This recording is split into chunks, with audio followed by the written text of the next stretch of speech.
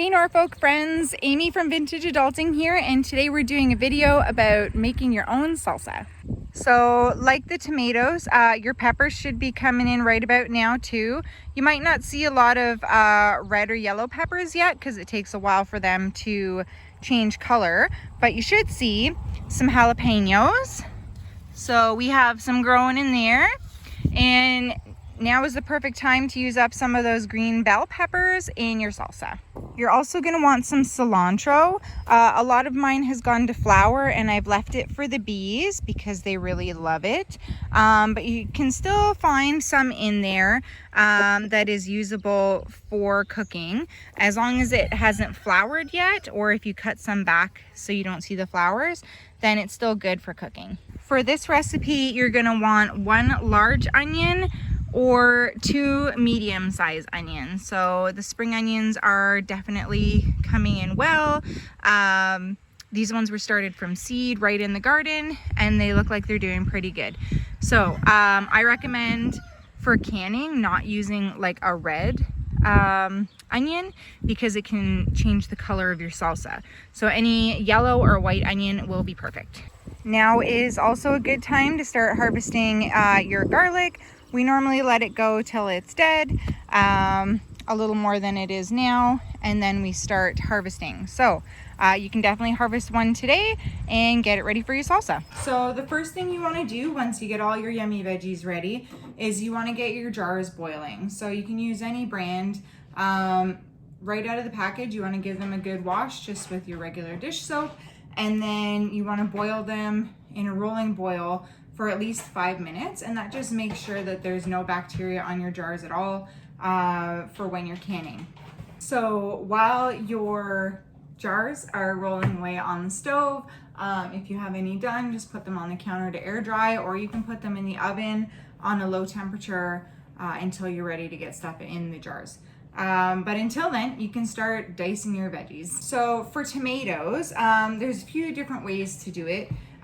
You can take the skin off or you can leave it on. Flavor wise, it doesn't make a huge difference. If you leave it on, you'll just find those kind of little bits of like pointy tomato skin in your salsa.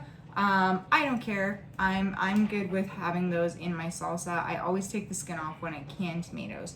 So if you are going to take the skin off, you just want to use a serrated knife and kind of put an X through the top of the tomato, and then just boil it for like 30 seconds. Take them out, put them in a bowl to cool, and then the skin just peels right off. So if that's what you want to do, you can go ahead and do that.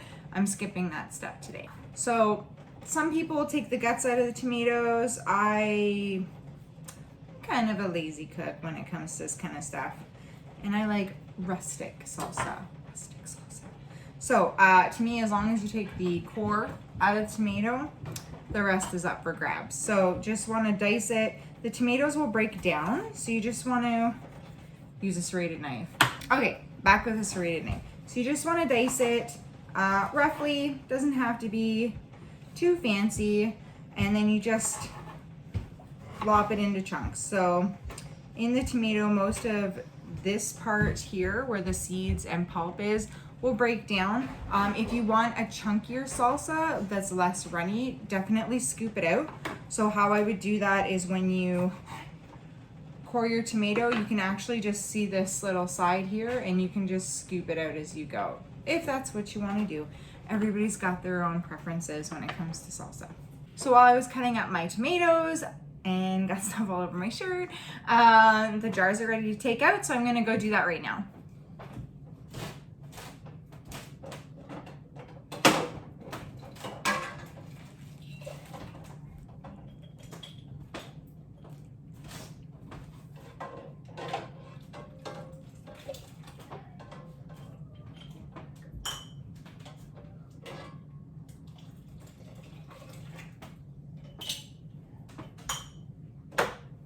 So once you're done boiling your jars, you want to save some of the hot water and put it in a bowl with your lids. So that's going to soften the rubber on the lids so that there's a good seal on the jar. So as you're going along cooking, just have your pot here ready for you for boiling well, not boiling, but cooking your salsa. So as I'm going, I have my 4 cups of tomatoes chopped here. I need another cup, but I can dump that in there and then just add as you go. So when you're done dicing up all your tomatoes, then you got to start on your peppers. So this recipe calls for 5 cups of tomatoes, which worked out to be about 6, larger than this size. I guess you call them hothouse tomatoes. But if you're using, mine in the garden would be Centennial Red Rocket tomatoes. But yeah, 5 cups of chopped tomatoes. And then it calls for 2 cups of green bell peppers chopped. So I'll get on that and fast forward through it. So once you have your 2 cups of green bell peppers all chopped up, you can toss them in the pot too. If you have a food processor, you can save yourself a lot of time here with prep work, but otherwise cutting by hand adds a little extra love. So in this recipe, they call for quite a bit of hot peppers.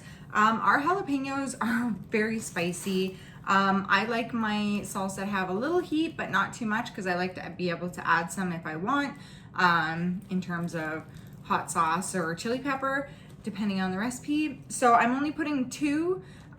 When you cut these, you might want to wear gloves depending on how hot the pepper is that you're cutting up.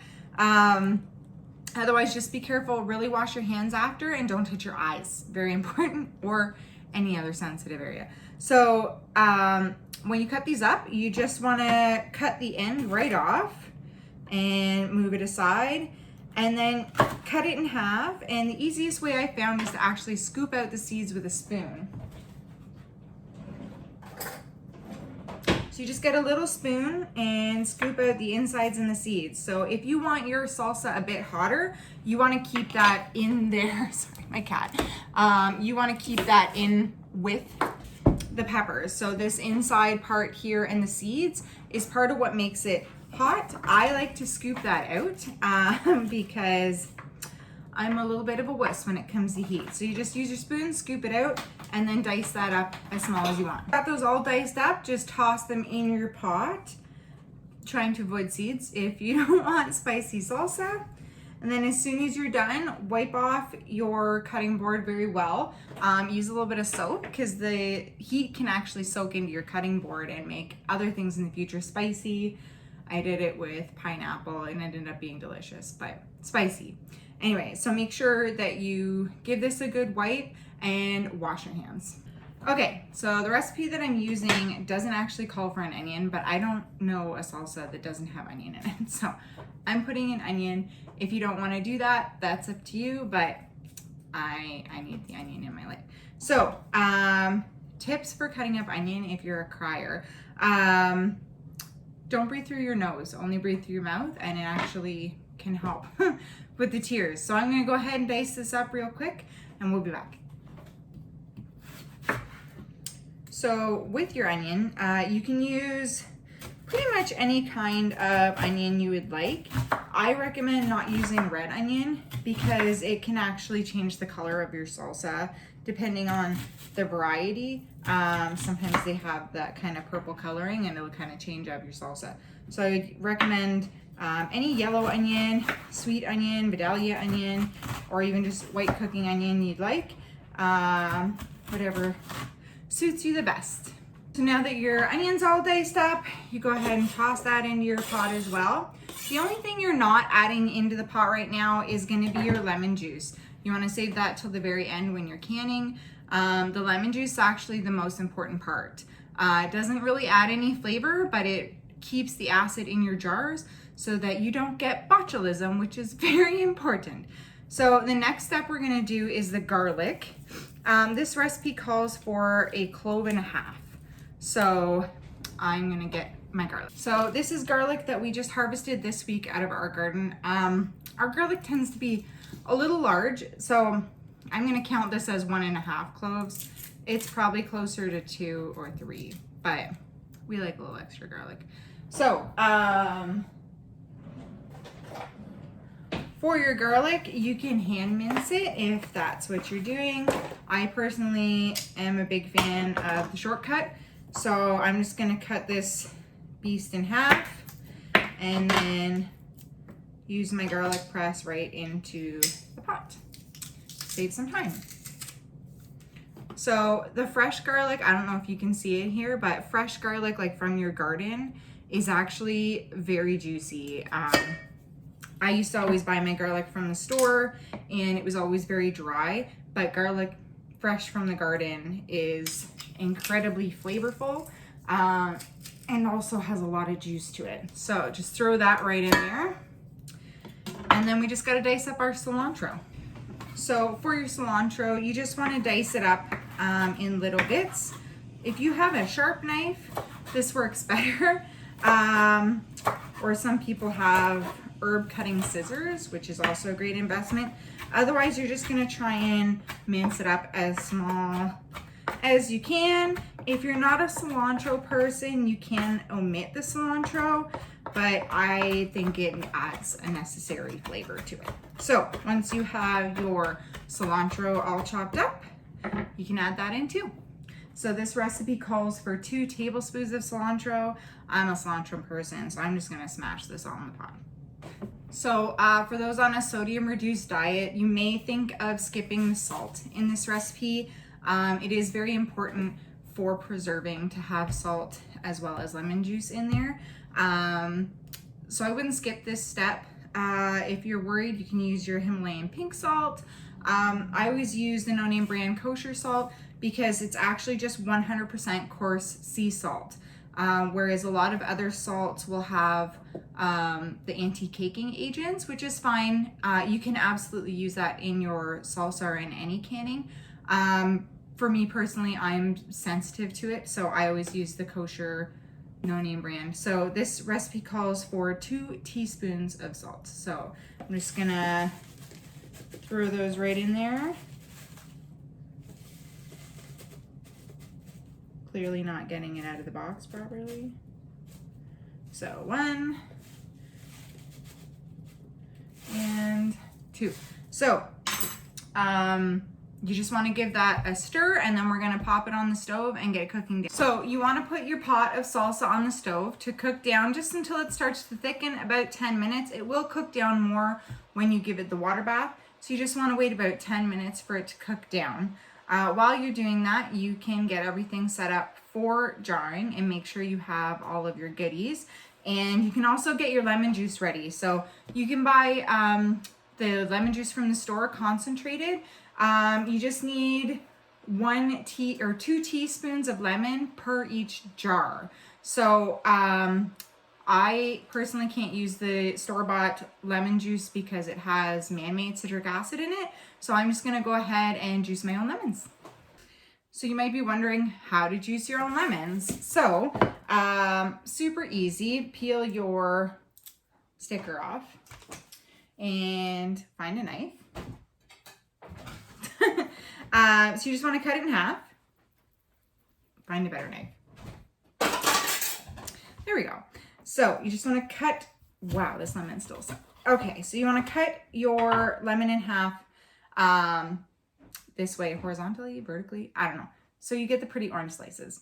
And then if you don't have a vintage lemon juicer, you can use a lemon presser. You can just squeeze it by hand. I just find that this gets the most amount of juice out. So you just kind of give it a little squish on there, try and get all the juice out, move on to the next one, and then just strain out all the seeds. Obviously you don't want seeds in your salsa recipe. So 1 lemon should be more than enough for this. So there, and we have your lemon juice. So while our salsa is thickening up a bit, just wanted to go over a couple tools and tips and tricks. So with the jars, mason jars are reusable for so many things, but if they're clean and sanitized, you can reuse them for a long time. Same goes with the metal rings. You can reuse them over and over again. For the snap lids, definitely if you're going to be storing something in your fridge or your freezer, so if you're making like batches of soup, you can seal them in your freezer with lids that you've used before. But for canning for shelf, you want to make sure that you get fresh lids that haven't been used before to get the proper seal. Also, I would recommend getting, if you're doing a lot of canning, also I use this for maple syrup, but definitely get the, little funnel. And also for water bath, this makes getting them out a lot easier. It's just got rubber little beads and it helps you get the jars out. You can also get racks that go in your canning pot. And then you also need a canning pot. So definitely invest in a big size, especially if you're going to be doing this a lot. Makes a big difference. So when you are ready for the water bath, you want to have all this stuff ready, as well as some paper towel to wipe the rims of your jars so they can be nice and clean and get a good seal, so you can just put them on the shelf and not have to worry about it. So when you're getting ready for your water bath, you want to make sure there's about an inch of water above your jars for boiling. So you want to turn on your stove and crank it up there. And then you want to just get it to a rolling boil, and only after you get it to a rolling boil can you start the clock. So once you get it up to a rolling boil, bring the temperature down to about medium on your stove and let it boil for 15 minutes. So our salsa is all ready for canning. So you just want to get all your stuff ready here and ladle your salsa into your jars. So you can see that it's still pretty thick, but it'll definitely break down as it cooks in the water bath. So I'm just doing this and filling it up until there's half an inch. So once you get to what you think is full, give it a little smush down with your spoon, and then just give it a little couple of jabs with a knife, try and get any air bubbles out. You want to add your 2 teaspoons of lemon juice, and then you want to make sure you give the rim a good wipe so that there's a good seal. Then you add your lid from your warm cup and just tighten to finger tight. So just like you would tighten anything else, you don't need to over tighten. So once you have that, then they're ready to go in the water bath. So now after all that hard work, we get to test it and see how it is. So it did come out a little chunky, but that's the way I like it.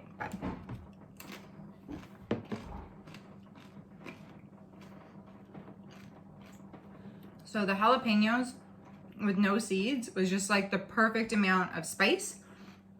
You just get a little kick of heat at the back, but not overpowering. So this would be good for a lot of dishes as well, if you were making a dish with salsa. It's got a good balance of salt. Otherwise, it turned out so good. I really hope you enjoyed this video. If you have any questions, you can feel free to message me as well. I hope you enjoyed making salsa, and we'll see you next time. So once your 15 minutes is up on your timer, then it's time to take your salsa jars out of your canning bath.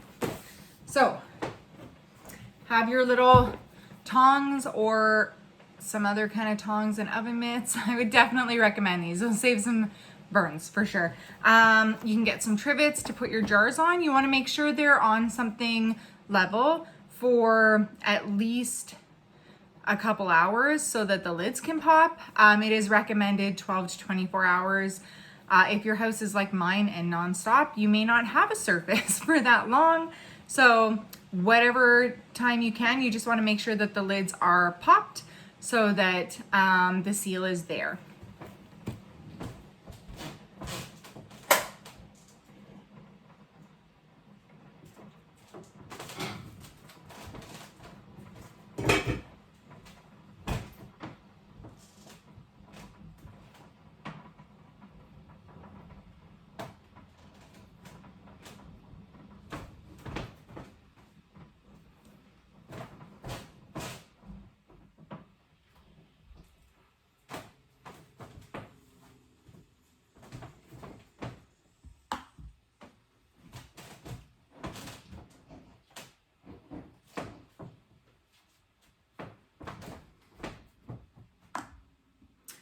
And there we go.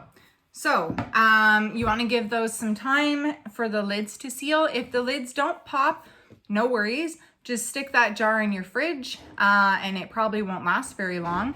Otherwise, on the shelf in your cupboard, once these have completely cooled 12 to 24 hours, if the seal has clicked in the middle, then they will stay good on your shelf for up to 12 months. But if your family is like ours, probably won't last very long at all.